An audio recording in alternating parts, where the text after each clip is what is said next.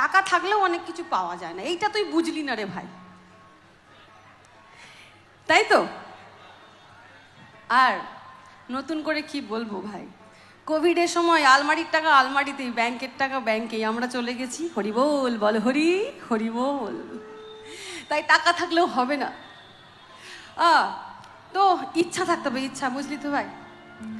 আচ্ছা, ভালো খেজুর গুড় খেতে গেলে ভালো খেজুর রসের দরকার, আর ভালো রস পেতে গেলে না ভালো গাছে হাঁড়ি বাঁধতে হবে।